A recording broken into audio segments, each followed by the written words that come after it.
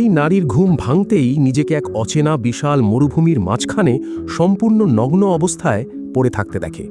ভয়ে আতঙ্কিত হয়ে সে ঝটপট উঠে দাঁড়ায় এবং চারপাশে তাকাতে থাকে, কিন্তু যতদূর চোখ চায় শুধুই নিস্তব্ধতা।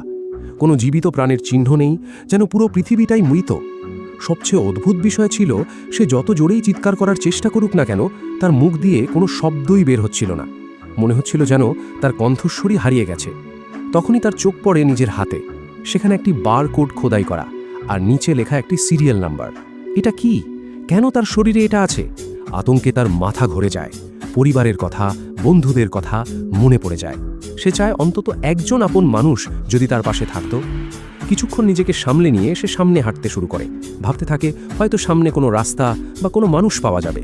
হাঁটতে হাঁটতেই সে বুঝতে পারে তার পিঠেও একই রকম একটি বারকোড আছে। প্রায় 100 মিটার এগোতেই সে মাটিতে পড়ে থাকা একটি লাল বাক্স দেখতে পায়, আর দেখতে পায় ভেতরে একটি ঘড়ি রাখা আছে। তখন তার মনে হতে থাকে এটা কোনো প্র্যাঙ্ক বা সাইকোলজিক্যাল এক্সপেরিমেন্ট ছাড়া আর কিছু নয়।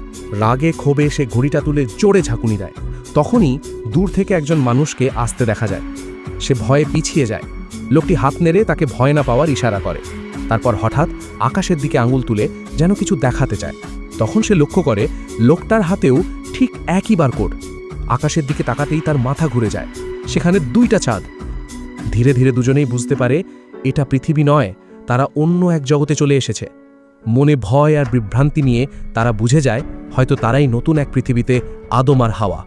হয়তো এই নতুন জগৎকে আবার নতুন করে গড়ে তোলার দায়িত্ব তাদেরই।